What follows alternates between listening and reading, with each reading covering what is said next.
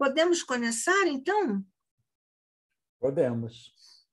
Então, podemos. Então, a Galaxy 11 chegou. Olá, Galaxy, bem-vinda. Então, vamos elevar nossos corações, pequeninos ainda, mas no grande desejo de nos vincularmos, Mestre querido, ao teu coração, à tua mensagem e ao serviço na tua seara, neste momento, aqui no Instituto de Cultura Espírita do Brasil, o nosso querido ICEB, por sobre o qual, Mestre, nós te rogamos, faça chegar bênçãos especiais para a sua continuidade, para o sucesso de sua mensagem, a mensagem icebiana, calcada naturalmente, Mestre, no teu Evangelho e na codificação de nosso querido Allan Kardec. Desce, Jesus, ou sobre os nossos mentores queridos e todos aqueles que aqui trabalham e ao ICEB estejam referenciados em ambos os planos de existência, também para todos recebermos essas vinculações de amor, de carinho, de ternura, de Maria, do teu coração, Mestre, e, naturalmente, a partir de agora, com a tua bênção, para que seja, como sempre, harmoniosa, proveitosa a nossa reunião, rogando bênçãos especiais por sobre o nosso querido irmão Cláudio Conte, que nos falará hoje sobre a origem do sofrimento. Graças te damos, Mestre, distende essas bênçãos por sobre toda a humanidade, por sobre todos os humanos quadros de carências diferenciadas, que todos, Mestre, possam encontrar, porque vão receber o alívio, a consolação, o estímulo e a força para a continuidade nos caminhos da vida. Fica conosco, graças te damos hoje e sempre, sob a graça de nosso Pai.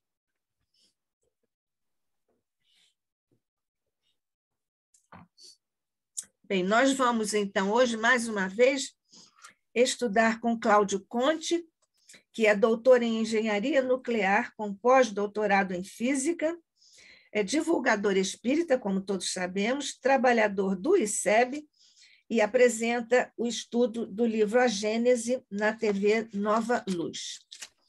Cláudio, sobre a origem do sofrimento, aguardamos você para acompanhá-lo em suas reflexões. Então, muito boa noite a todos, que a mais do nosso Mestre Jesus possa continuar conosco, nos auxiliando sempre. Então, como a Nádia já falou, né, já apresentou, hoje nós estamos no terceiro estudo que nos cabe, e o tema é a origem do sofrimento.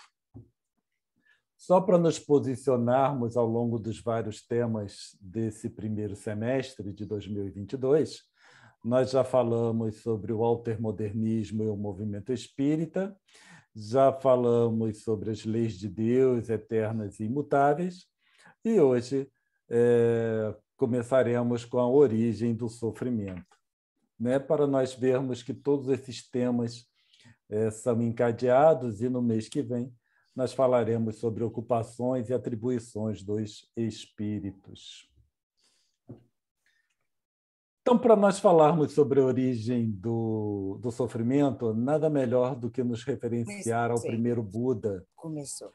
Porque ele trouxe, né, 500 anos antes de Jesus estar entre nós, ele já trouxe uma informação muito importante acerca da nossa problemática. E para entendermos o posicionamento de Buda na época, nós vamos apresentar um resumo muito, muito rápido, só para nós termos ideia de quem foi o Buda. Buda, antes, era um príncipe chamado Siddhartha Gautama, e, como nós falamos, nasceu há 2.500 anos. Ele nasceu entre a fronteira entre a Índia e o Nepal. Então, se nós imaginarmos o que tem hoje na fronteira entre a Índia e o Nepal, né, nós não temos um conhecimento muito amplo e, pelo que sabemos, não tem muita coisa nessa época, nesse local. Agora, vamos imaginar 2.500 anos, né, que certamente tinha muito menos, mas em termos do que nós temos hoje em dia. Se nós compararmos o que existia na época com o que existe hoje, nós vemos que é uma diferença muito grande. Só que Siddhartha Gautama, como era um príncipe, ele vivia na condição de riqueza, né? Riqueza compatível para aquela época. Só que o seu pai ele o mantinha restrito entre os limites do palácio. Então, Siddhartha Gautama, enquanto príncipe, não tinha um acesso muito amplo, né, ao que acontecia na região. Só que, aos 29 anos de idade, ele saiu do confinamento, porque quis conhecer o mundo, e aí o pai, então, permitiu que ele saísse. Só que o pai providenciou para que ele não visse as mazelas da vida. Então, o caminho em que Siddhartha Gautama ia passar foi tudo limpo, né? Tirado as mazelas, as dificuldades da vida, e só deixou mesmo as coisas agradáveis. Só que,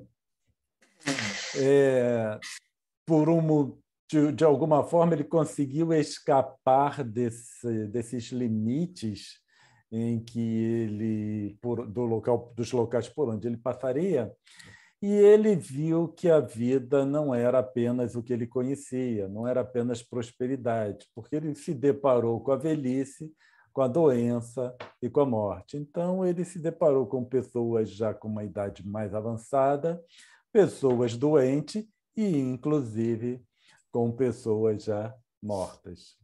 Então, para o príncipe Siddhartha, aquela situação, aquele sofrimento, ele considerou que deveria ser decorrente da falta de conhecimento sobre a realidade. Só que isso instigou ele a sair em busca de respostas. E por aí, né, nós temos uma longa caminhada do príncipe em várias experiências e em várias condições, até que ele chegou à condição de iluminado. A história é muito interessante, vale a pena quem tiver interesse, né? Ler a respeito desse período entre ele buscar as respostas e ele passar por um período de meditação onde ele conseguiu enxergar toda a problemática.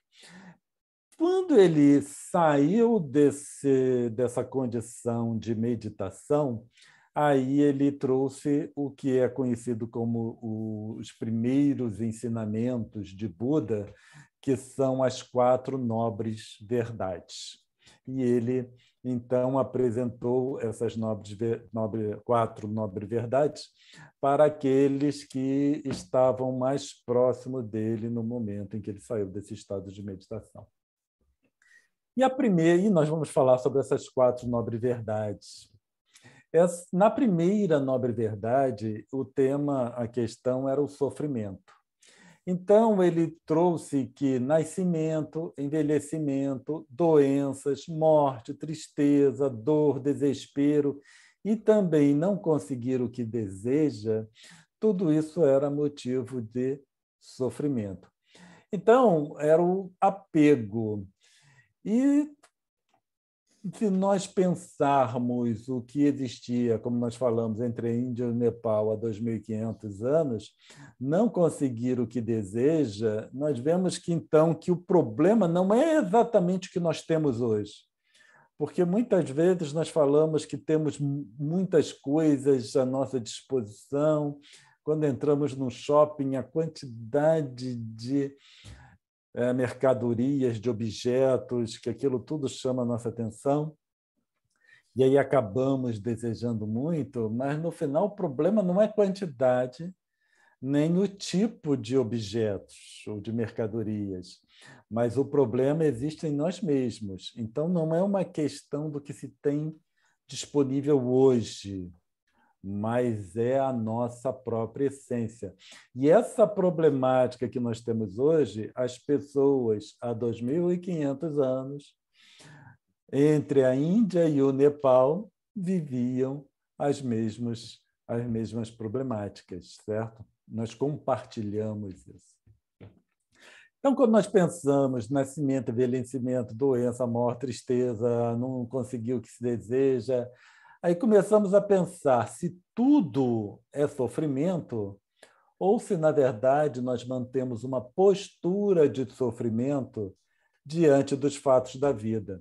Então, é algo que nós precisamos avaliar, certo? Tudo é sofrimento quando nós olhamos na Terra, no nosso planeta, e nós dizemos que é um planeta de expiações e provas. Então, todas as nossas experiências estão relacionadas com o sofrimento, ou a problemática é a nossa postura diante dos fatos da vida, porque esses fatos da vida fazem parte da nossa vida. Então, esses fatos são realmente sofrimento, ou nós é que não sabemos lidar com isso porque não conseguimos o que nós desejamos. Então, cada etapa da vida, ao invés de vivermos ou experienciarmos o que a etapa nos proporciona, nós ficamos pensando o que a outra etapa tem de bom. Então, quando se é jovem, a partir de uma... Enquanto se é muito criança, não se pensa muito, mas depois de uma idade já quer ser adulto. Depois, quando é adulto, certo, já quer ter o dinheiro. Aí, quando chega na velhice, queria ter a experiência e mais uma idade ser mais jovem. Então, nós acabamos misturando tudo e temos uma dificuldade de aceitação em experienciar aquilo que está disponível para nós. Então, se tudo é sofrimento, se tudo na vida é sofrimento, então nós podemos dizer que Deus criou o sofrimento, porque, afinal de contas, tudo é sofrimento. Agora, se a nossa postura é de sofrimento, aí somos nós que criamos o sofrimento, certo? Então, é algo que nós vamos debater ao longo desse nosso estudo. Se tudo é sofrimento e, portanto, Deus criou o sofrimento, ou se a nossa postura é de sofrimento, então nós é que criamos o sofrimento. Então, precisamos definir onde está essa origem do sofrimento para conseguirmos trabalhar com ela. Porque se Deus criou o sofrimento e tudo, assim, se a vida é sofrimento, não tem muita coisa para fazer. Agora, se nós criamos o sofrimento, aí temos muitas coisas que podemos fazer para, pelo menos, diminuirmos o nosso sofrimento. Joana de Ângeles, ela coloca 3 tipos de sofrimento. Ela fala em sofrimento do sofrimento. Então, nós sofremos porque sofremos. Então, não basta sofrer. É preciso sofrer porque se sofre. Então, esse sofrimento do sofrimento, ela diz que é o resultado das aflições que ele, o sofrimento mesmo, proporciona. O sofrimento da impermanência, que é decorrente da transitoriedade do prazer e das coisas terrenas. Então, tudo é transitório. E nós sofremos por causa disso. Certo? Nós não conseguimos lidar muito bem com essa impermanência.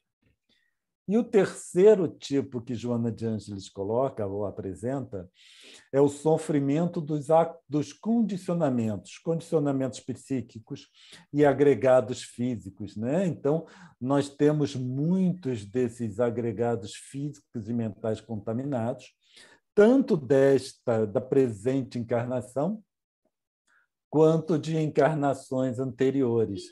E nós vamos nos degladiando com todos esses agregados que nos dificultam uma vida mais amena, uma vida mais feliz. A segunda nobre verdade, que é a origem do sofrimento, Buda fala que é o apego e o desejo. E aí nós remontamos ao que falamos. Isso Buda estava falando entre a Índia e o Nepal há 2.500 anos. É muito tempo. E a quantidade de objetos, a diversidade, era mínima quando comparado com o que nós temos hoje. Mas o problema era, e é até hoje, o apego e o desejo, que nós podemos traduzir para a nossa versão espírita de orgulho, o egoísmo e todas as suas variantes, porque o orgulho e o egoísmo são mencionados no Evangelho segundo o Espiritismo numerosas vezes e são relacionados com as nossas dificuldades, as mazelas que nós carregamos, né, nessa nossa existência. Joana de Ângeles, ela já fala em duas ordens de sofrimento. São o sofrimento de origem kármica e as emoções perturbadoras.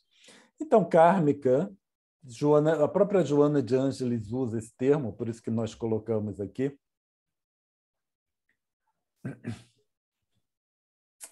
Alguém colocou a tela e aí sumiu meu slide. Alguém está compartilhando tela. O Fátima, Alô? Fátima, você pode ver isso ou não? Sim, eu estou Fátima? Eu tô procurando aqui, mas eu não estou identificando quem é. Será que foi Joalina? Por favor. Ela não teria como colocar porque ela não é host. Pois é, mas já voltou aqui o meu slide. Já voltou sim, para mim. É que apareceu aqui a informação que alguém não viu o nome, estava compartilhando a tela. Era a Joalina. Então, nós temos lá que karma, né, provém de existências anteriores à atual, e Joana de Ângeles fala em expiação e provação, que é o nosso mundo de expiações e provas. Um é decorrente das transgressões, devido à ignorância espiritual, e as provações é a busca do aprimoramento pessoal. E as emoções perturbadoras, que nos causam muito sofrimento. E são, exemplos de Joana, irresponsabilidade, precipitação e egoísmo, que incita a escolha do melhor para si em detrimento do seu próximo. Então, para nós, né, nessa visão de Joana de Ângeles, as kármicas são de existências anteriores, nós precisamos lidar com elas. Agora, as emoções perturbadoras, nós vemos que elas fazem parte da nossa natureza. Apesar de Joana ter dividido em duas ordens, uma está relacionada com a outra. Porque as nossas emoções perturbadoras hoje vão trazer consequências para encarnações outras que ainda estão por vir, que lá, então, se tornarão de origem kármica ou de ordem kármica. Então, nós podemos e devemos começar a trabalhar essas emoções perturbadoras no sentido de diminuir o sofrimento nesta e também já nos precaver de sofrimentos para outras encarnações. A terceira nobre verdade, Buda já fala sobre a cessação do sofrimento. Então, na primeira, né, a origem do sofrimento, a existência do sofrimento. A segunda, a origem do sofrimento. A terceira é como cessar o sofrimento. As quatro, na verdade, são bem interessantes, é uma forma bem resumida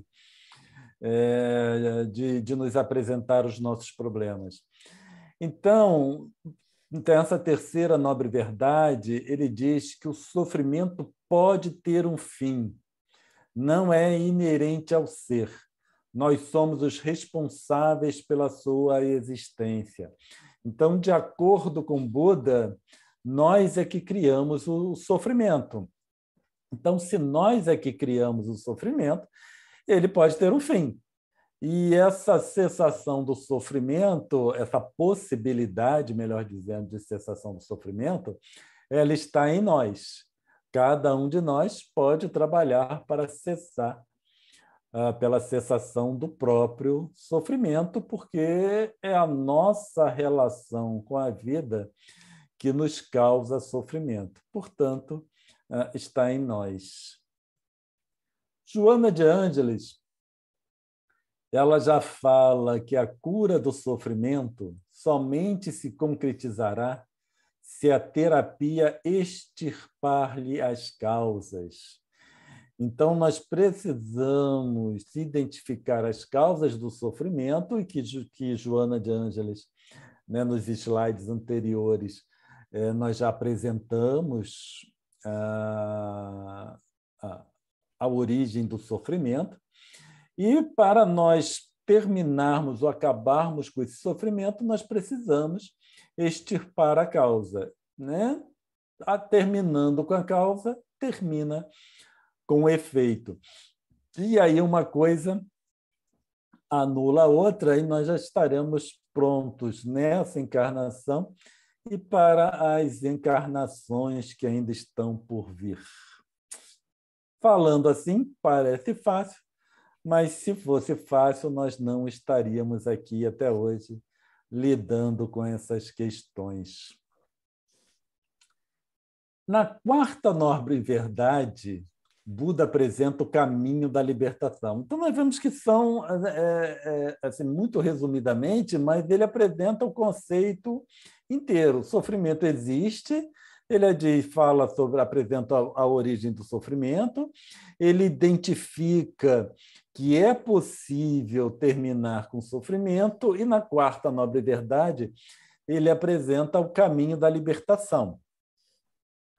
E esse caminho da libertação nós podemos aplicar hoje, porque quando nós olhamos esse caminho traçado por Buda, ele está contido na nossa codificação espírita. Então, o primeiro é a percepção correta dos ensinamentos anteriores. Então, nós precisamos entender o que ele falou até agora, né? As 3 primeiras nobres verdades. Depois, nós precisamos de uma intenção verdadeira de trilhar o caminho certo, porque só através dessa vontade, dessa intenção, é que nós teremos condições de trilhar o caminho adequado para essa libertação do sofrimento. O terceiro é oratória digna ao se comunicar. Então, já é uma adequação mental do que nós falamos. Nós já passamos a observar aquilo que nós falamos às outras pessoas. Então, se nós mantivermos uma oratória digna para com o outro, nós já estamos respeitando o outro e também promovendo uma própria educação mental, porque eu já penso antes de falar. Então, eu já vou me adequando mentalmente. Depois da oratória, aí teria o comportamento sadio em qualquer situação, certo? Então, não apenas nos momentos em que estamos, né, dedicados a uma religiosidade, às nossas tarefas espíritas ou profissionais, mas inclusive nos momentos de lazer. Então, nós precisamos adequar nosso comportamento em qualquer situação, seja ele de lazer profissional, religioso, um ambiente amistoso ou não.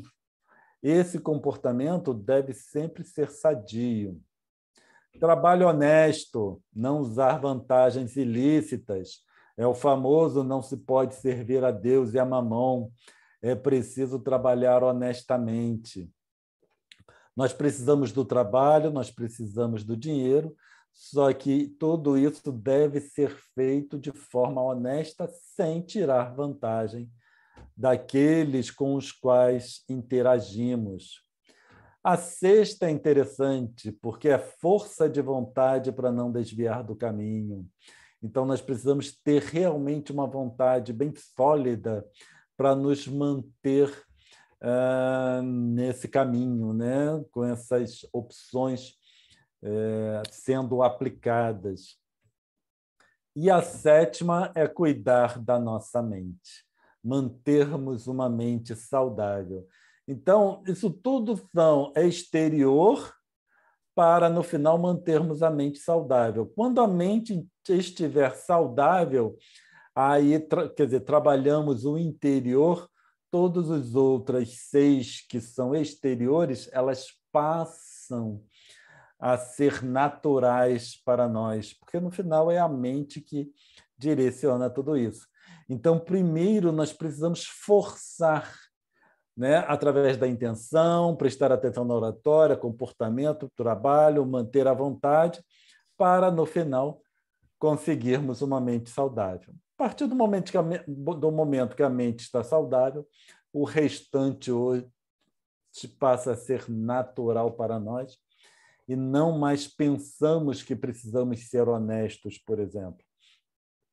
Apenas somos honestos. Então, já é a aquisição, né? Quando nós chegamos ao ponto da aquisição.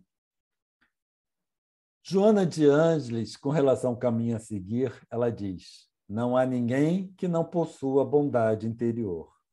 Há nos refolhos da alma a presença de Deus como luz coagulada, aguardando os estímulos de fora, a fim de brilhar com alta potência. Então, aguardando aqueles estímulos, certo? Necessários para que nós consigamos estabelecer uma mente saudável.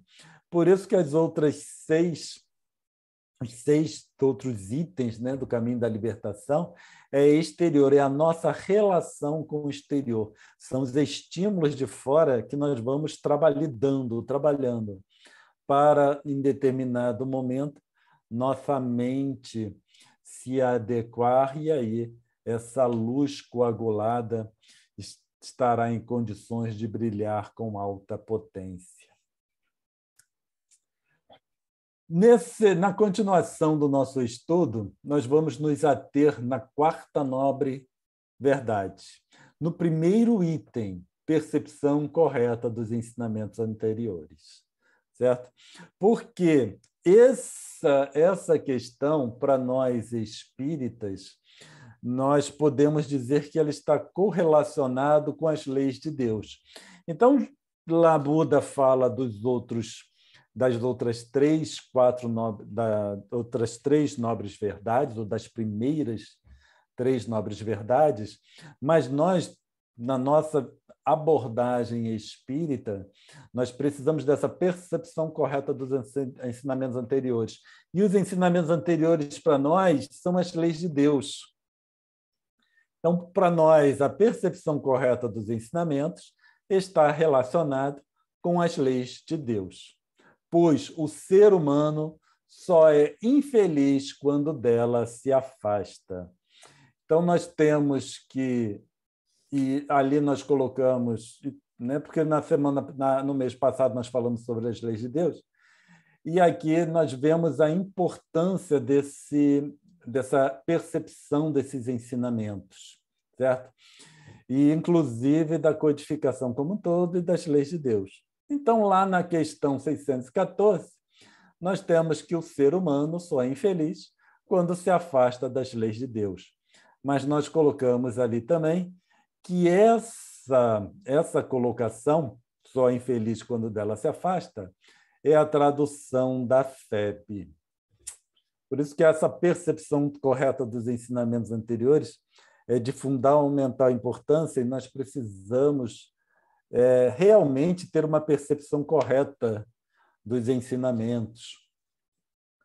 Nós buscamos, na versão em francês, na edição de 1869, no site kardec.blog.br, e essa é a questão 614 em francês. Não falo, né? Meu francês não é bom e também não vamos demandar que vocês tenham conhecimento do francês. Por isso, nós usamos a tradução do Google Tradutor. E nós colocamos essa versão em francês da questão 614 e vimos o que o Google traduziu para nós. E ele diz: o que devemos entender por lei natural? A lei natural é a lei de Deus, é a única verdadeira para a felicidade do homem. Ela diz a ele o que deve ou não fazer, então a lei de Deus nos diz o que devemos fazer e o que não devemos fazer. E o homem, fica infeliz porque se desvia disso. Então, nós vemos que nessa análise não é que o homem fica infeliz quando desvia das leis de Deus, é quando desvia da orientação que a lei de Deus estabelece para a felicidade do homem. Então, faz muito mais sentido. Eu tenho que, nessas leis de Deus, ele me diz o que fazer para a minha evolução. E essa evolução é a felicidade. Então, se eu estou trabalhando na minha evolução, eu estou na condição de felicidade. Agora, a partir do momento que eu desvio, não da lei, mas do que a lei me diz, o que eu faço, o que eu devo, o que eu não devo fazer, aí então surge a infelicidade. Então, nós vemos que muda um pouco a forma como nós compreendemos a questão 614. E nós temos que tradução é um problema sério, porque muitas vezes o tradutor coloca a sua interpretação, certo? Felizmente, hoje em dia, nós já temos várias traduções da codificação kardeciana. E aí nós podemos, sim, comparar as traduções quando nós percebemos que alguma tradução, em algum ponto, não faz muito sentido. Então, por isso que, né, a interpretação correta dos ensinos é de fundamental importância para a cessação do nosso sofrimento. E na própria codificação, nós temos bem a orientação acerca desse afastamento. E aí nós temos, né, que realmente essa versão da questão 614 é bem mais adequada do que a que é utilizada pela FEB. Porque na questão 1009, Paulo ele traz para nós uma informação crucial. Diz o seguinte: quem é, com efeito, o culpado? Certo? Quem é o culpado? E ele diz: é aquele que, por um desvio, por um falso movimento da alma, se afasta do objetivo da criação. Não é que se afasta da lei de Deus, mas se afasta do objetivo da criação. Então, quando nós temos, né, lá na lei de Deus, me diz o que eu devo fazer e o que eu não devo fazer. Se eu seguir direitinho isso, eu estou no caminho do objetivo da criação. E qual é o objetivo da criação que nós podemos entender hoje? Porque o objetivo da criação mesmo nós não sabemos. Nem temos condições de, né, conceber alguma coisa. Mas nós podemos identificar que o objetivo da criação, para mim, é a minha evolução. Pode não ser o objetivo para o universo como um todo, mas eu consigo identificar qual é o objetivo da criação para mim, eu, enquanto espírito. e é chegar à condição de espírito evoluído, é ser feliz.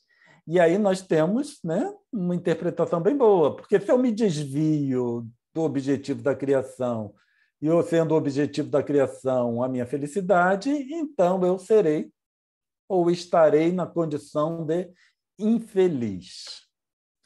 E esse objetivo da criação, novamente, nós temos como saber, então Paulo coloca algo para nós nos direcionar, né? Posicionar a nossa mente com alguma ideia, que consiste no culto harmonioso do belo, do bem, idealizados pelo arquétipo humano, pelo homem-deus, por Jesus Cristo. Então, o objetivo na criação é o culto harmonioso do bem e do belo, certo? Se nós pegarmos o bem e o belo e colocarmos lá no caminho da cessação, conforme apresentado por Buda, então aquilo é o bem e o belo. Eu prestar atenção no que eu falo, ter um trabalho honesto, mente saudável e etc, etc, etc, etc. Todos os outros itens. E aí, nesse sentido, eu estarei trabalhando no objetivo da criação. Então, o nosso problema, nós, enquanto espíritos ligados ao mundo de expiações e provas, é que nós tivemos um desvio, um falso movimento da alma, e nos afastamos do objetivo da criação. Aí nós já começamos a identificar a origem do nosso sofrimento. É esse falso movimento da alma, porque ele também vem nos falar uma coisa que é muito interessante, que e é fácil de entender isso, né? Porque nas leis de Deus, Deus não estabeleceria que todos os espíritos precisam passar na condição de expiações e provas. Então, as regras, seguindo lá o que deve fazer e o que não se deve fazer, significa um caminho evolutivo feliz, onde a felicidade ela não está atrelada com a perfeição relativa do espírito. Mas a felicidade ela está relacionada em caminhar na direção ou do objetivo da criação, ou de um caminho que foi preparado por Deus para que seus filhos seguissem um caminho feliz. Porém, em decorrência do nosso livre-arbítrio, nós podemos optar por esse falso movimento da alma. E esse falso movimento apresentou um desvio não das leis, mas um desvio do caminho que leva ou que conduz ao objetivo da criação. Quando eu me desvio do caminho que leva ao objetivo da criação, forçosamente ou naturalmente, melhor dizendo, eu entro na condição de sofrimento ou de infelicidade. Então, esse falso movimento da alma é que é a origem do nosso sofrimento. E isso nos causa ansiedade, medos, depressão, etc, etc, etc, etc. Porque esse falso movimento da alma nos levou, nos conduziu a um ambiente onde a impermanência não está relacionada com a felicidade, mas ela está relacionada com sofrimento e infelicidade. Como essa impermanência está relacionada com sofrimento e com infelicidade, ela demanda de nós a vontade para voltarmos ou trilharmos o caminho adequado. E como nossa vontade, certeza ainda não é muito forte, aí nós sofremos, somos ansiosos, temos medo, depressão, etc, etc, etc, etc. Porque se eu tivesse a fé do tamanho de um grão de mostarda, eu saberia que essa fé me traria a segurança necessária para me manter firmes diante das adversidades que esse falso movimento da alma fez com que se apresentassem para mim. Espero que estejamos deixando claro aquilo que queremos apresentar nessa interpretação correta dos ensinamentos. Leon Denis, no livro O Problema do Ser e do Destino, ele fala o seguinte com relação à lei de Deus. Essa lei é imutável. Então, né, a lei de Deus não muda. É, antes de tudo, uma lei de equilíbrio. Estabelece a ordem no mundo moral. Então, ela vem estabelecer uma ordem no mundo moral, certo? E essa lei é imutável. Então, é claro que a lei é imutável, porém, ela tem nuances que se aplicam dependendo da condição do mundo moral, certo? Porque essa lei sempre estabelece a ordem no mundo moral, seja qual condição for esse mundo moral. Por isso que não é possível se desviar da lei de Deus, porque é a lei que estabelece a ordem no mundo moral. E esse mundo moral é aquele que nós atuamos. Seu mecanismo é, ao mesmo tempo, simples e grande. Todo mal se resgata pela dor. O que o homem faz de acordo com a lei do bem lhe proporciona tranquilidade e contribui para a sua elevação. Toda violação da lei do bem provoca sofrimento. Então, essa lei de Deus, nós começamos a ver lá, conforme Leon Denis apresenta para nós, que tem uma lei do bem, em que proporciona tranquilidade de acordo com o bem que o homem faz, certo? Só que, violando essa lei do bem, nós caímos em uma outra lei, certo? Novamente, não significa uma outra lei que não seja a lei de Deus, mas uma outra componente dessa lei de Deus. Então, toda violação dessa componente da lei do bem provoca sofrimento. Então, nós podemos dizer que, aplicando a Terra, claro que isso vai ser essa componente, né, essa lei divina aplicada ao mundo moral que nós encontramos aqui na Terra, nós temos a lei do bem e a lei do equívoco.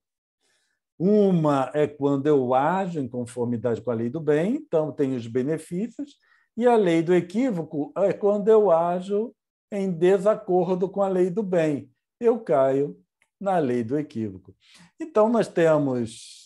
Isso, claro, é para fins didáticos, certo? Para nós conseguirmos entender que a lei divina engloba tudo e ela tem os seus compartimentos que são aplicados ou entram em ação, melhor dizendo, dependendo da condição moral do ambiente ou do meio, ou, para nós, do mundo, seja ele qual for.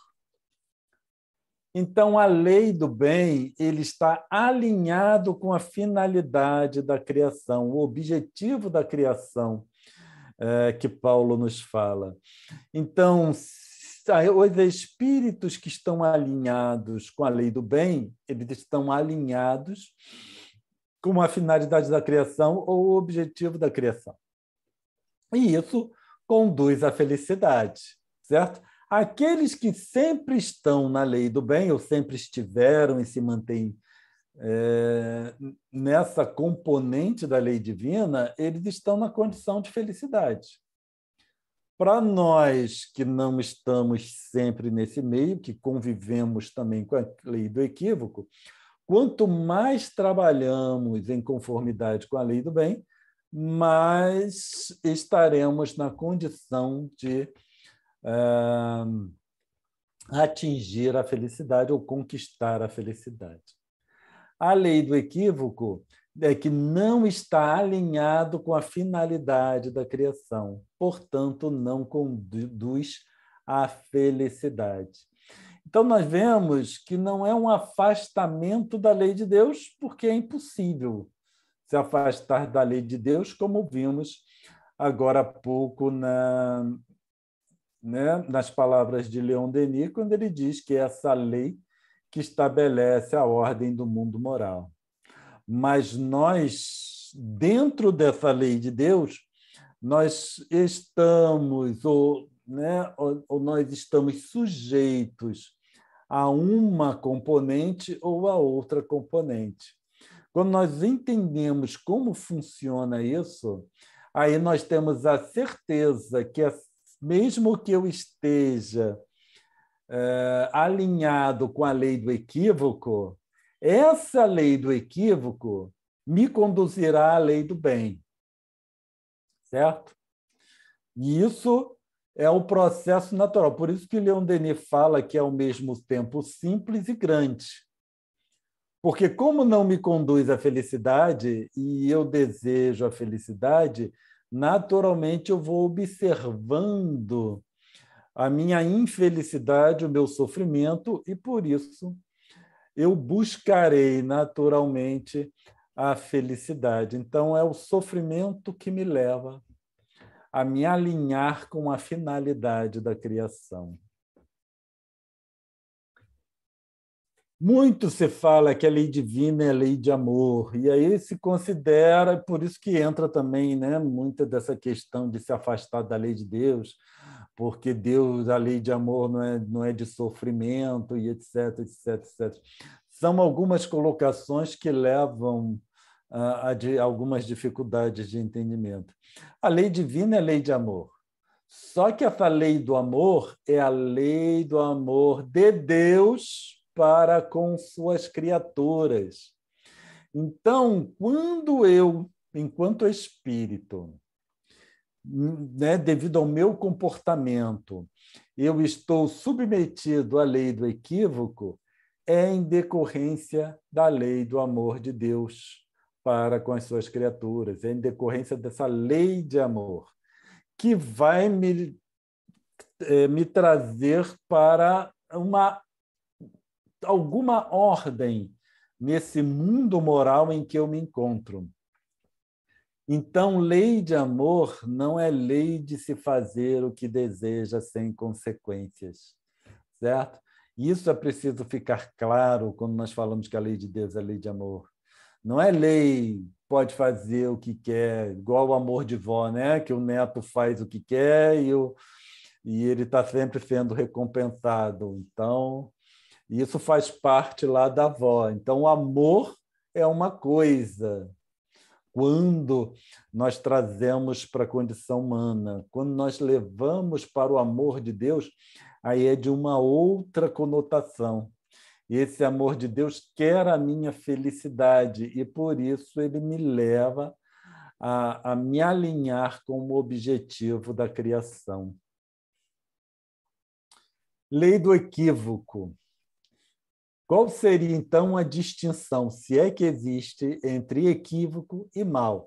E aí nós temos lá, para responder, nós recorremos a Leon Denis. Os nossos atos e pensamentos traduzem-se em movimentos vibratórios, e seu foco de emissão, pela repetição frequente dos mesmos atos e pensamentos, transforma-se pouco a pouco em poderoso gerador do bem ou do mal. Então, nós temos que a recorrência, não só em fazer o bem, mas também no equívoco. São esses... O equívoco é um nível de mal ainda que existe alguma desculpa relacionada. Então, naturalmente, o equívoco, o espírito, quando comete um equívoco, a lei do equívoco traz de volta. É um processo natural. Agora, quando é recorrente, a repetição frequente, aí essa lei do equívoco vai conduzir ao sofrimento, porque os nossos atos e pensamentos traduzem-se em movimentos vibratórios e seu foco de emissão pela repetição frequente dos mesmos atos e pensamentos. Então, eu tenho que pensar qual é a repetição frequente dos meus atos e pensamentos. Quando nós vemos repetição frequente dos mesmos atos e pensamentos, nós podemos facilmente enxergar aí a quarta nobre verdade, onde o Buda fala sobre o caminho da libertação, certo? E a repetição do bem, oratória digna, comportamento sadio, trabalho honesto, força de vontade para não desviar do caminho, então se manter com um comportamento adequado. Então, a distinção entre equívoco e mal está na frequência dos atos e o pensamento. O equívoco é decorrente da ignorância, o mal é a repetição do equívoco. Então, já estamos falando em teimosia. Nós somos espíritos teimosos. E aí surgem as consequências. Nas palavras de Leon Denis, as vibrações de seus atos, de seus pensamentos maus, depois de haverem efetuado sua trajetória, volvem a ele mais cedo ou mais tarde. Oprimem-no e apertam-no na necessidade de reformar-se. Então, nós temos aí a lei de Deus em ação no sentido de estabelecer alguma ordem no mundo moral, certo? Onde o indivíduo, a partir do momento que ele já comete o mal, devido à repetição dos equívocos, esse mal retorna oprimindo e apertando, né, nesta necessidade de reformar-se. Por isso que nós falamos que a lei do equívoco, sendo uma componente da lei de Deus, naturalmente conduz o homem à lei do bem, conduz o homem à felicidade. Então, independente de onde estivermos, nós vamos chegar à felicidade. Agora, um é um caminho só de felicidade. O outro já é um desvio da alma em que passamos pela fieira do sofrimento ou a experiência em mundos de expiações e provas. Similar à lei do equívoco, o bem retorna. Agora, depende da frequência dos atos e pensamentos. Também Leon Denis diz o seguinte: o espírito ilumina-se a cada pensamento altruísta. Então, nós temos lá nas 4 nobres verdades, desculpa, deixa eu achar aqui, certo? O espírito ilumina-se a cada pensamento altruísta. É o desenvolvimento dessa mente saudável. A cada impulso de solidariedade e de amor puro. Se esses pensamentos e atos se repetem, se multiplicam, se acumulam, o homem acha-se como que transformado ao sair de sua existência terrestre. A alma e seu invólucro fluídico terão adquirido um poder de radiação mais intenso. Então, é nessa etapa que o indivíduo chega àquela condição de mente saudável. E se nós verificarmos, né, cada impulso de solidariedade e amor puro, nós temos intenção verdadeira de trilhar o caminho correto, oratória digna, comportamento sadio, trabalho honesto, força de vontade, e chegaria à mente saudável. Nessa mente saudável, o indivíduo acha-se transformado quando chega ao fim a sua encarnação, ou a presente encarnação.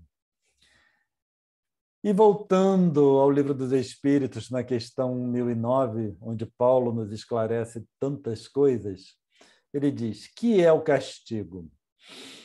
O castigo é a consequência natural derivada desse falso movimento, uma certa soma de dores necessária a desgostá-lo da sua deformidade.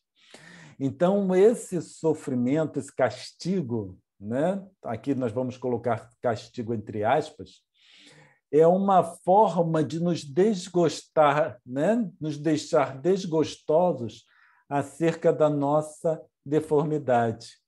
E o que é essa deformidade? É esse falso movimento que, em algum momento, nós o fizemos, certo?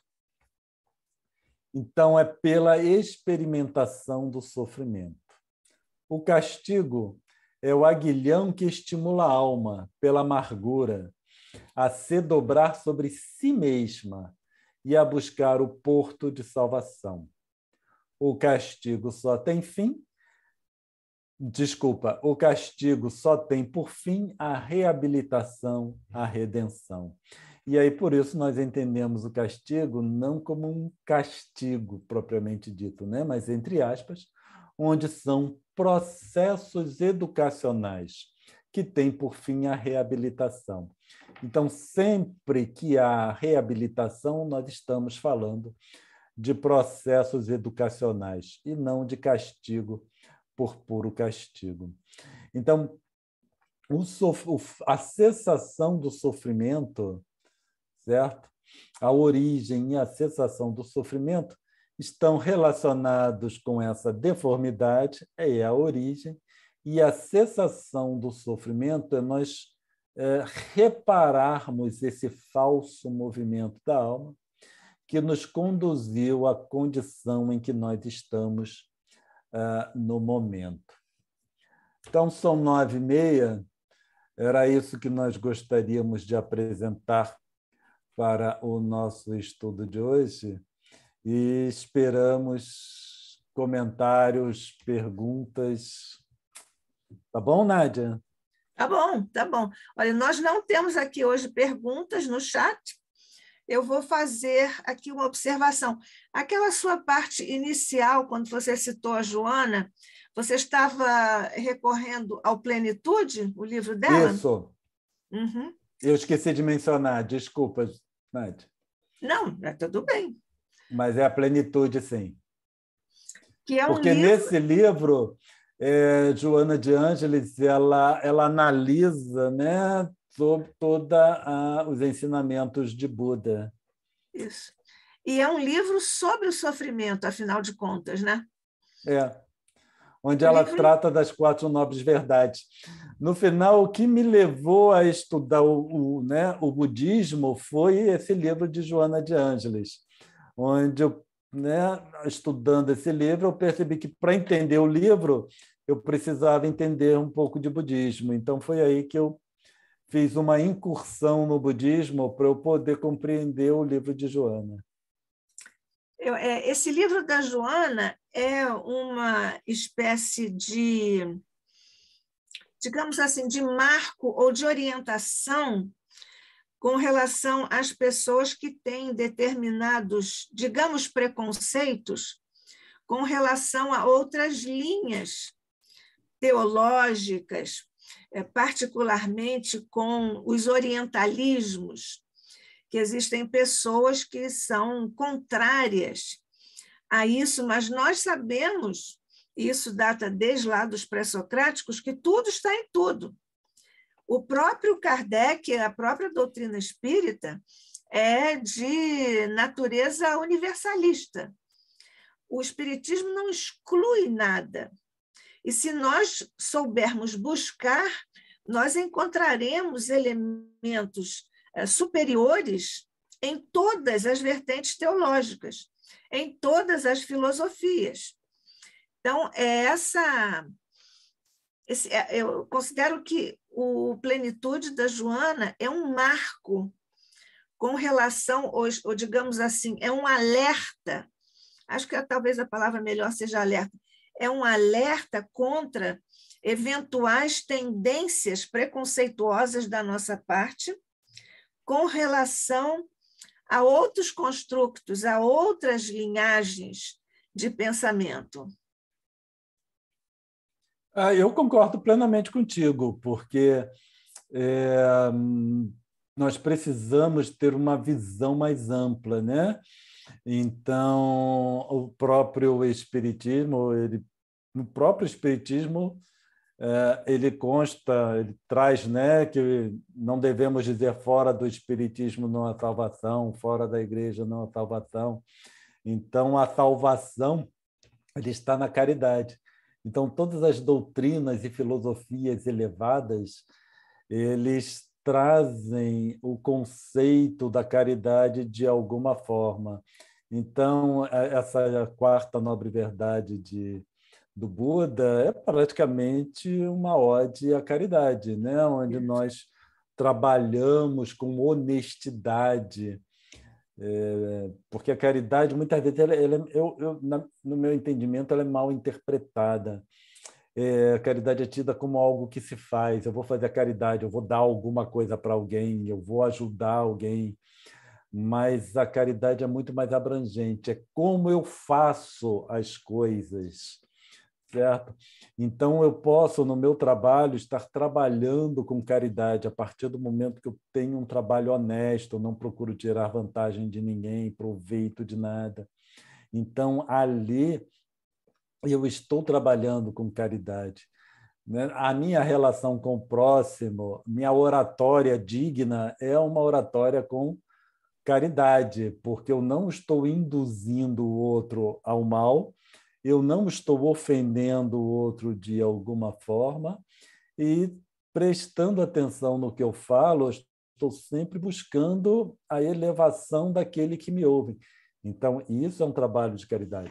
Então, quando Paulo fala sobre caridade, ele fala muito bem, e ele traz ali ipsiliter, né? Eu posso doar tudo que eu tenho, mesmo que eu dê meu corpo para ser queimado. Se eu não tiver caridade, eu nada sou.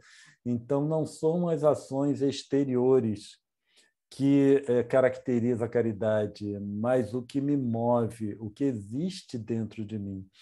Então, a caridade é mais um estado do ser do que o que o ser propriamente faz, né?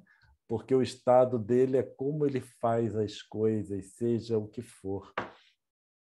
E todas essas doutrinas elevadas, seja religiosa ou filosófica, vertentes de pensamento dos mais variados, todos aqueles que são elevados, eles trazem o conceito de caridade embutido nos seus ensinos. Então, é preciso ali ter realmente olhos de ver e ouvidos de ouvir para conseguir identificar essas nuances e aprendermos. Eu considero essas 4 nobres verdades, por exemplo, né, de um esclarecimento assim muito grande e é colocado de uma forma muito simples, muito direta, né? Não requer grandes interpretações. É só você ler o que está escrito ali, que você vai entender e você entende o que você precisa fazer para se livrar do sofrimento. Aliás, você está falando aí de uma capacidade que é própria dos orientais, não é isso? De toda a filosofia e até cultura orientais, que é a simplicidade. Até hoje, se você pensar nas casas japonesas, na forma como os japoneses vivem, tudo é muito simples, é muito, como nós dizemos, clean. E eles são todos muito objetivos também, claros. Você veja a própria formulação do koan, né, que é aquela expressão bem sintética de uma espécie de poesia, que são pouquinhas palavras em 2 ou 3 linhas, e ali está encerrado, que essa é a proposta do koan, está encerrado um ensinamento, uma ideia, uma proposta profunda. Então, isso que você está dizendo me parece ser mais uma manifestação da postura oriental diante das coisas, porque a simplicidade, e nós sabemos, Jesus também diz tudo com simplicidade. E nós todos sabemos que a coisa mais difícil é ser simples. Sim. A simplicidade é um grande desafio para nós, né? Nós gostamos muito de falar, nós gostamos muito de enfeitar as coisas, nós gostamos muito de nos enfeitar. Então, digamos assim, essa multiplicação de coisas de que nós gostamos não está presente nos orientalismos. Não, eu acho que nós enfeitamos muito pavão. Exatamente. Certo? Porque esses koans que você menciona, eles são pequenas frases ou historinhas, mas o indivíduo precisa meditar, pensar a respeito, né? Quando nós vamos para os ensinos de Jesus, com o que nós temos disponível dos ensinos de Jesus, também são colocações muito pequenas. E nós precisaríamos ou deveríamos meditar a respeito do que aquele ensinamento quer dizer. E não uma interpretação, uma conceituação direta. Nós procuramos definições quando nós devemos buscar o entendimento. Só que para eu entender uma pequena frase de Jesus ou um ensino budista, isso demanda dias meditando, mas uma meditação reflexiva, né? Aquela em que eu tento analisar. Nós não analisamos os ensinos de Jesus. E aí eu vejo as pessoas muitas vezes, nós, né? Nos perdendo em descrições se Jesus subia, Jesus se descia, e que Jesus isso, Jesus aquilo, quando é uma meditação reflexiva que é necessária dos seus ensinamentos. Então, no próprio Evangelho segundo o Espiritismo, Kardec deixa claro, né, que os movimentos de Jesus indo, ouvindo, aquilo é tudo duvidoso. Nós não temos muita certeza se aquilo traz algum significado ou não. Quando ele divide os evangelhos em 5 partes e apenas a parte, os ensinos morais, é que são acima de qualquer dúvida e que foram utilizadas no Evangelho segundo o Espiritismo. Essa questão dos movimentos, eu não sei se eu entendi bem, você se refere aos movimentos de Jesus, de subir um monte, descer um monte, ou ficar no meio do monte? Não, é ir para um lugar e para o outro, se ele foi assim, se ele foi assado. Né? Por exemplo, os ensinos, as bem-aventuranças, eu não lembro agora o nome, né, qual deles, mas um deles diz que Jesus subia, o outro diz que Jesus descia. Certo? Então, Jesus estava subindo o monte, segundo o outro evangelista, Jesus estava descendo o monte. Então, tem o sermão da montanha, só que também tem o sermão da planície. É o mesmo sermão, certo? Onde um relata as bem-aventuranças segundo ele lembra, né? Os ensinos das bem-aventuranças segundo ele lembra, o segundo lhe foi dito. No outro também tem as bem-aventuranças. Alguns são idênticos, outros são um pouco diferentes, né? Entre o sermão da planície e o sermão da montanha. Então, nós vemos que, se nós ouvirmos outros falando sobre o sermão da planície, nós não temos como se fosse a mesma coisa. E achamos até que alguém está errado. Eu já fiz esse teste em alguns dos estudos. Eu apresento, né, que um dos sermões mais belos de Jesus é o sermão da planície. E eu vejo a consternação das pessoas, porque para elas é o sermão do monte. E aí nós vamos apresentando, aí apresentamos o que um evangelista diz, o que o outro evangelista diz, e aí nós vemos que realmente, certo? Nós precisamos ou devemos meditar mais acerca dos ensinos e evitando essas colocações triviais, né? O sermão da montanha e por aí vai. Por outro lado, há indicações, ou são essas expressões, por exemplo, Jesus subiu o monte. Né? O monte é uma figura de múltiplos significados no Evangelho. Né? Então, você encontra monte também, e isso está talvez no inconsciente coletivo da humanidade, que você encontra também um monte em outras vertentes religiosas. Né? Então, Sim. talvez, em alguns casos, o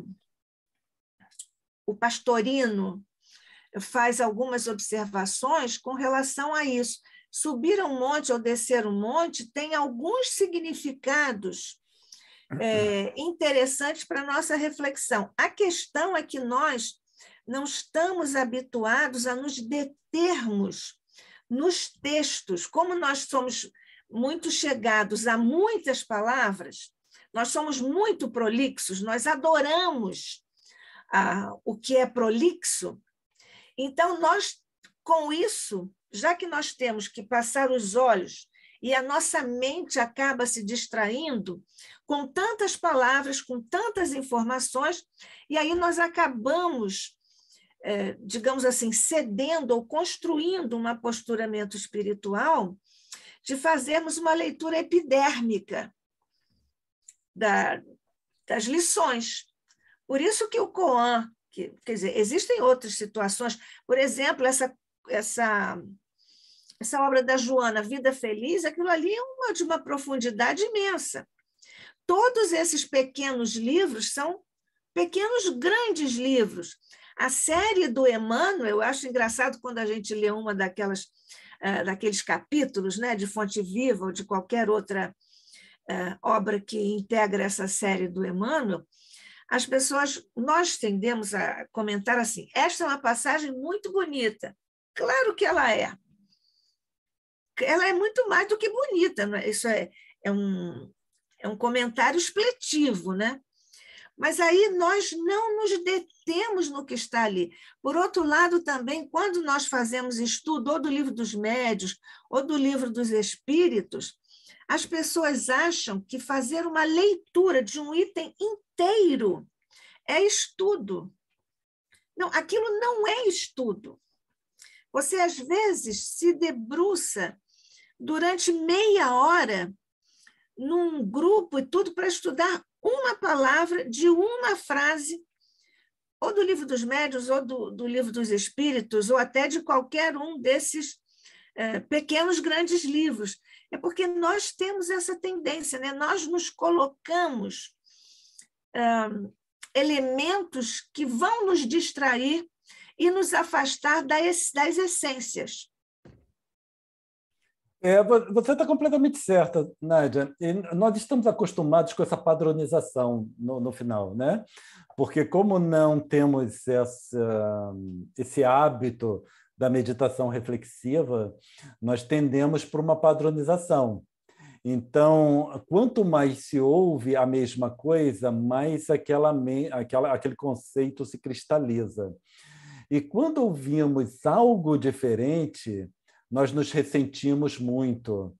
Então, essa questão do sermão da montanha, sermão da planície, eu acho muito interessante porque eu vejo a consternação das pessoas quando eu boto o slide falando sobre o sermão da planície, né? As pessoas se assustam. E esse susto, ele não é só para isso. Eu percebo que isso acontece todas as vezes em que se apresenta uma análise que difere do contexto comum, do que foi padronizado. Certo? Então, a grande diferença, né, ou uma das grandes diferenças entre os orientais é que eles trabalham nessa meditação reflexiva, enquanto nós trabalhamos na padronização. Então, como essa meditação reflexiva, para você trabalhar, para você analisar, você precisa de informação. E quanto mais informação, mais material você tem para as suas reflexões. Então, no final, se eu coloco algo diferente do que você está acostumada, ao invés de você rechaçar, você presta atenção, porque aquilo é um input para as suas reflexões. Não estou dizendo que você vai concordar, não tem que concordar, não tem que aceitar, mas aquilo é um input para as suas reflexões, que vai fortalecer o seu conceito, ou então, o conceito que você traz, ou então vai mudar. Abrir né? perspectivas. Abrir perspectiva. E o que eu vejo é que, diante de uma interpretação que diverge um pouco do padrão, as pessoas abandonam o estudo. As pessoas não querem mais ouvir. Né? Elas rechaçam. Eu tive pessoas que seguiam lá, por exemplo, o estudo da Gênesis que nós conduzimos, apenas porque abandonaram, porque em algum momento quiseram saber qual era a diferença na codificação entre espírito com E maiúsculo, por que era espírito com E maiúsculo e eu coloco espírito com E minúsculo, e que tinha diferença entre uma coisa e outra. Eu falei, não tem diferença, para mim não tem diferença nenhuma. Isso foi, né? E até algumas versões, na época eu vi, mas é muita coisa, eu não gravo de cabeça. Algumas versões do Livro dos Espíritos eram E minúsculo, depois alguém colocou E maiúsculo.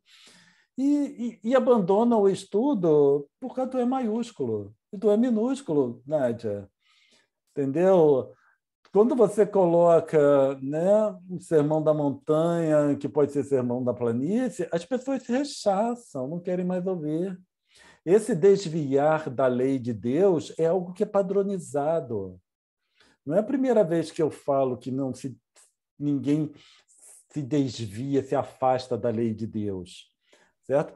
Mas todas as vezes que eu coloco isso, eu sinto né, de parte de alguns um rechaço disso. Não consegue aceitar que é interessante, porque as pessoas não conseguem aceitar que Deus aceite que eu faça coisas erradas. Porque, no final, é isso que eu estou querendo dizer. Certo? Ele aceita que eu faça coisas erradas. E as pessoas, a visão que têm de Deus é que Deus não pode ter nenhum contato com coisas erradas. Mas Deus tem. Deus tem contato com coisas erradas através de nós. Ele queria que eu fizesse isso? Não queria. Mas, para ele ser o que ele é, ser Deus, ele precisava me dar o livre-arbítrio. E, a partir do momento que ele me deu o livre-arbítrio, ele aceita que eu tome as minhas decisões. E ele aceita que eu tome decisões erradas. E ele entra em contato com as coisas erradas que eu faço através de mim. Mas isso está na sua essência divina. Entendeu? Uma vez eu estava falando numa palestra que Deus vê todas as coisas erradas que nós fazemos e Ele está conosco nesses momentos. Algumas pessoas se molestaram. Como é que Deus está comigo nos momentos que eu estou fazendo coisas erradas? Porque Deus não me abandona. Né? Isso deveria ser um alento. Para mim é um alento. É claro que é. Né? É claro. Para mim é um alento. E eu sei que, porque Deus está comigo nos momentos que eu faço coisas erradas, eu sei que um dia eu estarei fazendo as coisas certas. Eu sei que um dia todos vocês estarão fazendo as coisas certas. Porque Deus está conosco em todos os momentos. É porque eu acho que as pessoas têm uma, digamos assim, uma interpretação, uma percepção de que para Deus estar em contato com o erro é preciso que ele esteja amalgamado com o erro. Talvez seja essa a percepção das pessoas, mas, na verdade, ele está junto de nós através das suas leis que são perfeitas. É nisso que nisso consiste a presença de Deus, que permeia toda a criação, na verdade, subjaz a toda a criação. E, em função disso, Deus pode e está junto de nós, mas ele não se conspurca com o nosso erro. Ele não fica junto, não partilha do nosso erro. Mas a lei dele é tão perfeita que tem mecanismos autorreguladores. Então, quando nós nos afastamos das orientações da lei de Deus, vem logo a lei para nos corrigir. Sim. Então, vem o sofrimento, vem a dor, vem a culpa, vem o arrependimento, que são mecanismos autorreguladores do ponto de vista do plano moral, porque há outros mecanismos autorreguladores no plano físico, que mantém, aliás, uma sintonia muito especial, né? Tanto no plano material quanto físico e moral. E é assim que Deus se torna, digamos assim, partícipe do quadro de evolução dos seus filhos. Assim como um pai da terra vê um filho errando e não seguindo as orientações que a família deu, que os pais deram, isso não significa que os pais abandonem o filho, muito pelo contrário. Os pais continuam, na maioria das vezes, que nós sabemos que também há outros que não acompanham, mas o mecanismo da lei que está inscrito na consciência das pessoas é exatamente os pais ficarem junto dos filhos que erram para dar-lhes condições de superarem. E aí vem o livre-arbítrio que você lembrou agora, fica a critério deles. Por isso que lá na pergunta 582, 583 do Livro dos Espíritos está lá a questão de quem dá a orientação, os pais dão orientação, o filho segue. Os pais dão orientação, o filho não segue. Os pais não dão, o filho se vira sozinho, etc. e tal. O que você ia dizer? Eu te interrompi, eu acho. Não, não me interrompeu, não. Eu só estava concordando com você, né? Que eu às vezes vejo, né, que nós solidificamos conceitos e que qualquer análise diferente ela é rechaçada, certo? Só que esses conceitos solidificados, eles estão muito relacionados com a história do cristianismo, certo? Com as vertentes cristãs que nós não conseguimos nos libertar. Então, é motivo de sofrimento, né? Todas as vezes que... Desculpe te interromper, você está querendo dizer cristãs, você está querendo dizer católicos? Do cristianismo, né? Porque nós temos os ensinos de Jesus e aí nós temos o que foi feito dos ensinos de Jesus, que são as vertentes cristãs, das mais variadas bifurcações, ramificações, né? Então, não apenas as católicas. Mas nós temos conceitos relacionado com o cristianismo, tanto é que na própria codificação eles dizem que no cristianismo encontram-se todas as verdades, são de origem humana os erros que ali se incutiram. Então, no cristianismo, os ensinos de Jesus estão a verdade. Agora, tem muito erro, muito equívoco que foi inserido nas interpretações por nós, humanos. E nós precisamos estar cientes disso, certo? Que nós carregamos ao longo de séculos, séculos, encarnações e encarnações, traumas e conceitos. E aí vem o que você falou, né, sobre o simbolismo do monte. Isso são os nossos atavismos, né, conceitos arquetípicos equivocados e que nós não conseguimos nos libertar. Então, são aqueles condicionamentos que Joana de Ângeles fala, que é causa de sofrimento. Esses condicionamentos perturbadores são causa de sofrimento, certo? Então, eu só conseguirei me libertar desses condicionamentos a partir do momento que eu ouça coisas diferentes. Ponto. Certo? Porque não tem jeito. Eu estou aqui, você está me vendo aqui.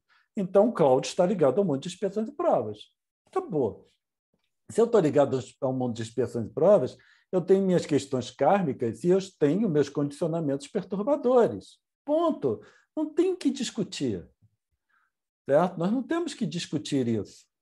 Se eu trago isso ou não trago isso. Eu trago isso. E esses condicionamentos perturbadores é o que me mantém ligado a esse mundo e vai me comprometer as minhas encarnações que ainda estão por vir. Então, eu tenho que trabalhar são esses condicionamentos perturbadores. E eu só trabalho esses condicionamentos a partir do momento que eu ouço coisas diferentes.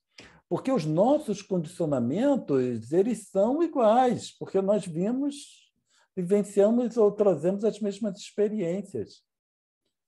Então, eu preciso começar a me libertar dessas imagens e interpretar melhor o que a codificação nos traz, sabia? Porque eles dizem para nós que eles estão ali para reparar tudo o que que está equivocado. Eles falam isso textualmente para nós. É hora de trazermos a verdade, dissiparmos as trevas. Então, eu só vou conseguir enxergar a luz, que a doutrina fala, a partir do momento que eu esqueça ou substitua esses condicionamentos perturbadores, que são as trevas, pela luz que a doutrina espírita me traz. A partir do momento que eu decido ser espírita, isso é uma opção, certo? E cabe a cada um optar com a sua vertente filosófica, religiosa, que mais se adequa. Então, a partir do momento que eu opto ser espírita e a partir do momento que eu me predisponho à divulgação do espiritismo, eu preciso trabalhar para varar essas trevas, baseado no que a doutrina me diz, e analisar o que a doutrina apresenta, sem esses atavismos que nós trazemos, porque eu sei que eu trago, Nádia, ele existe em mim. Não adianta eu dizer para você que eu me livrei daquilo tudo, eu vou estar escondendo e eu vou continuar repetindo os mesmos erros, porque eu não enxergo.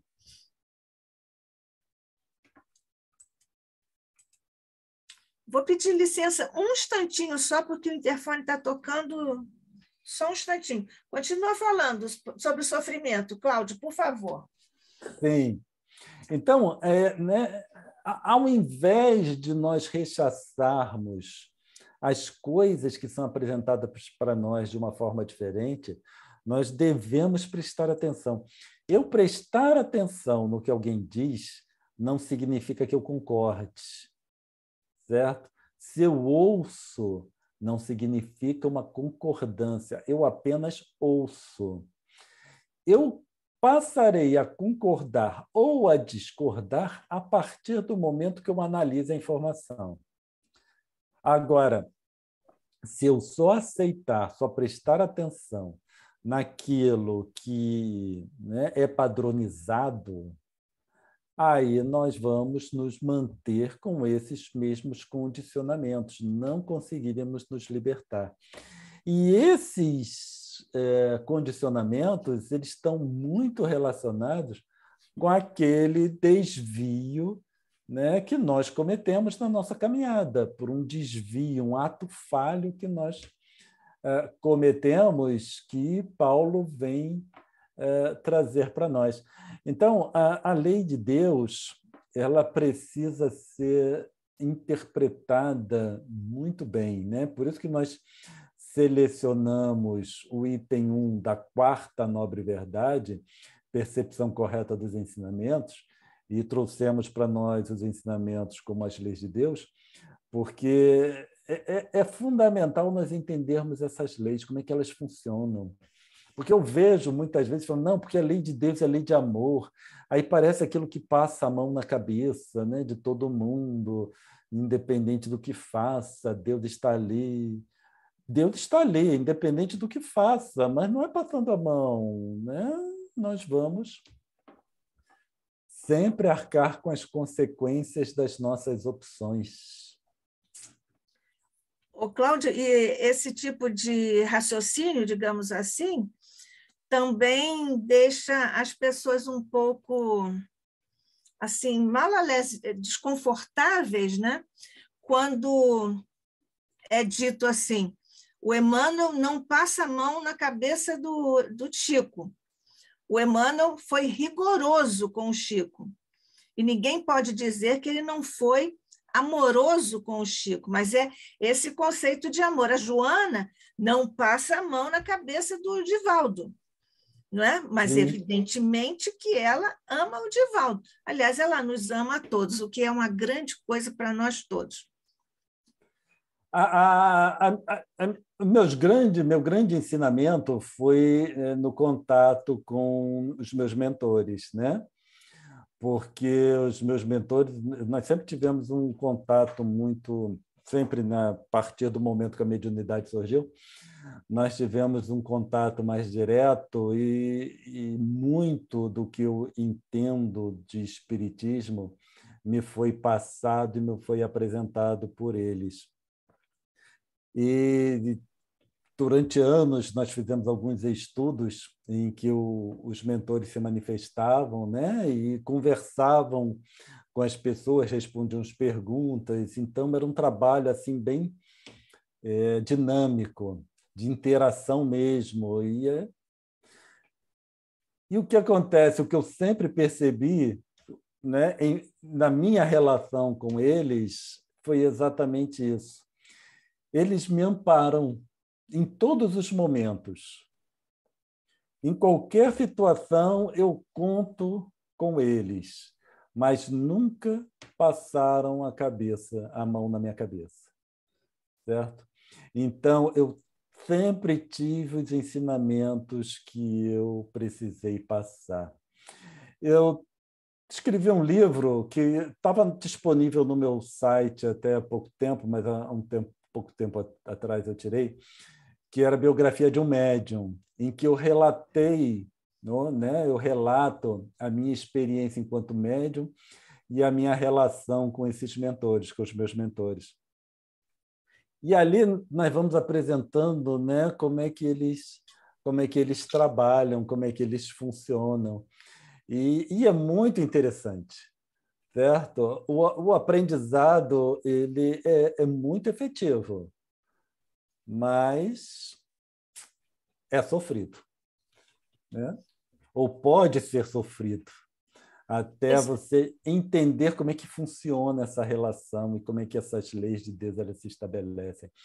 Só para exemplificar, uma vez alguém fez uma pergunta, né? Como é que eles permitem, né? Não apenas os meus mentores, mas foi uma pergunta feita para os meus mentores, mas os mentores das pessoas em geral, como é que eles permitem que as pessoas façam coisas erradas, né? Se eles não estão ali, se não poderiam evitar.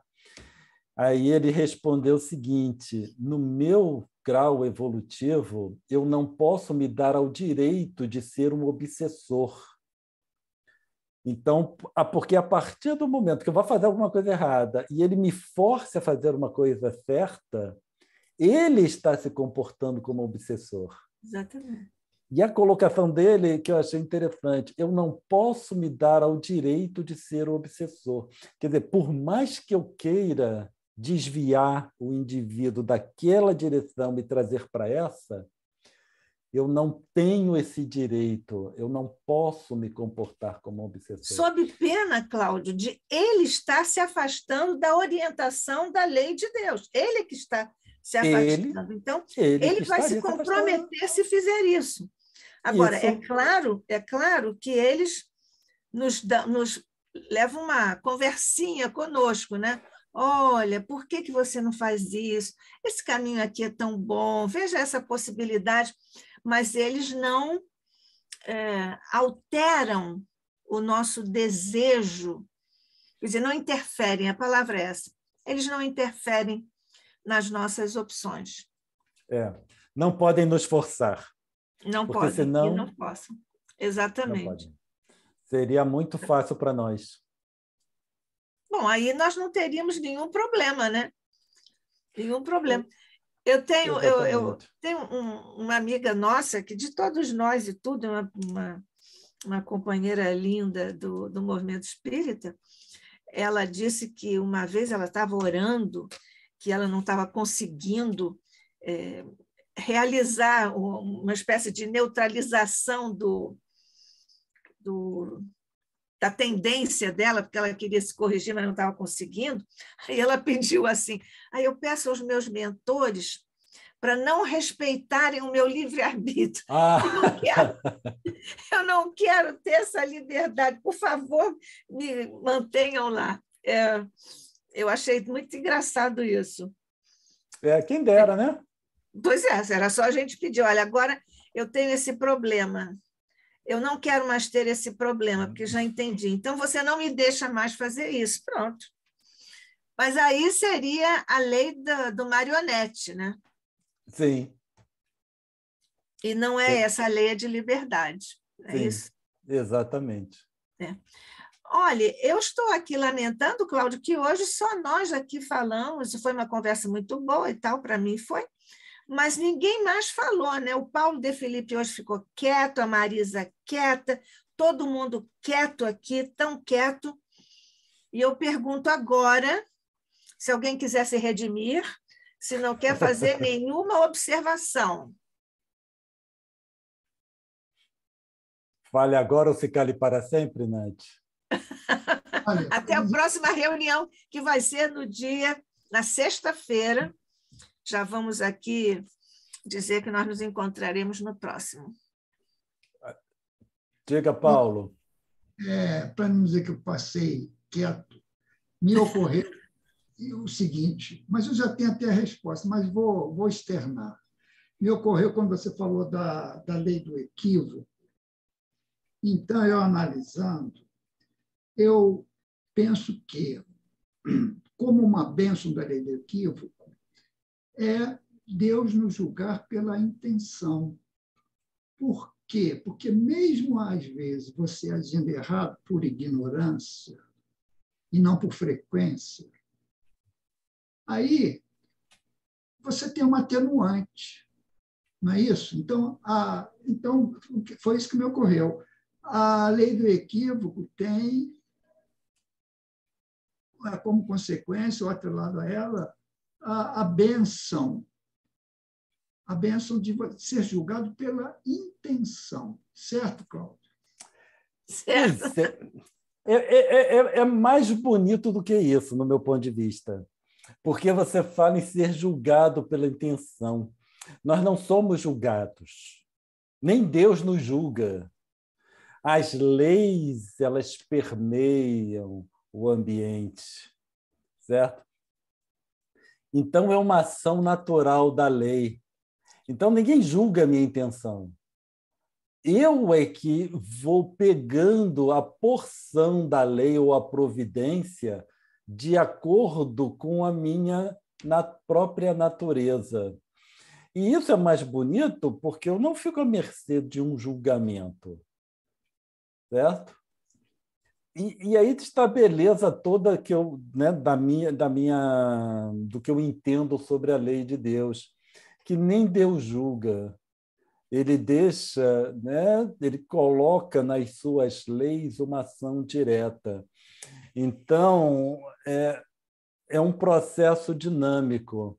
A minha natureza que que traz as consequências. Então, por isso que o equívoco é um nível, o mal já é a repetição, então já entendi. E aí você tem as várias gradações das nossas ações. Mas, resumindo, né, o que vale é a intenção, é o que me move, o que me motiva, porque é isso que aciona a lei, certo? O que aciona a lei é o que existe em mim. no final.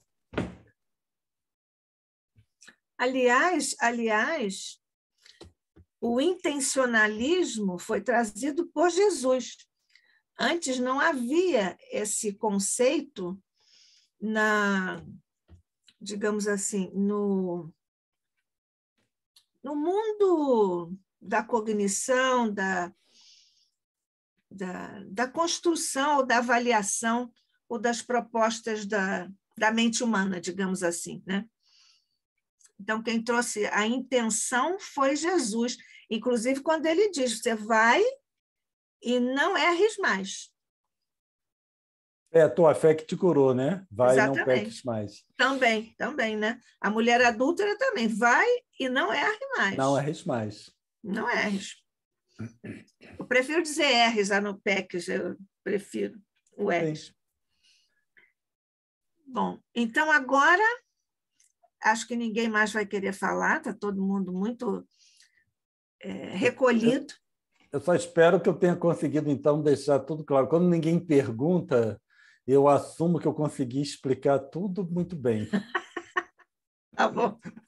Eu prefiro isso a chegar à conclusão de que ninguém entendeu nada, nem para perguntar. Nem para perguntar, pois é. Mas, pelo menos, nós temos esperança de que, com esta interação na sequência da sua fala, nós tenhamos também levantado alguns pontos interessantes a propósito do que você nos trouxe hoje. E nós agradecemos muito, mais uma vez, o seu estudo, Cláudio. Eu que agradeço. Trazendo essas suas observações, a sua preocupação com a precisão das definições, dos termos, e isso é uma coisa muito necessária no que nós entendemos como técnica de estudo. Então, agradecendo, o ICEB agradece a Cláudio Conte mais este estudo sobre a origem do sofrimento, e nós, por isso, mais uma vez, estamos aqui na presença de Cláudio Conte, que é um colaborador do ICEB de longa data, então, agradecendo mais uma vez a sua disponibilidade, o seu estudo e o seu encantamento pela precisão dos termos, que é uma coisa muito importante para as técnicas de estudo.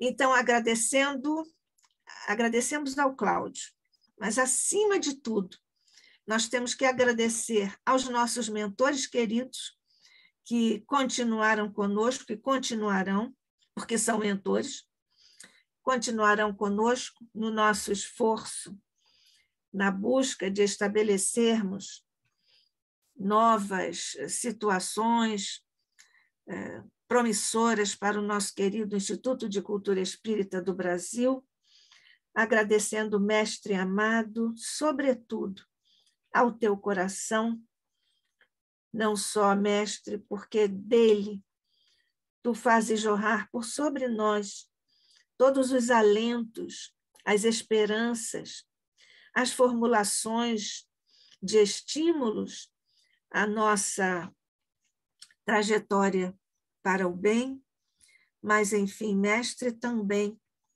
porque nos abraças, nos consolas, nos envolves em tuas vibrações de amor, de paz, e também, mestre, de compaixão e misericórdia.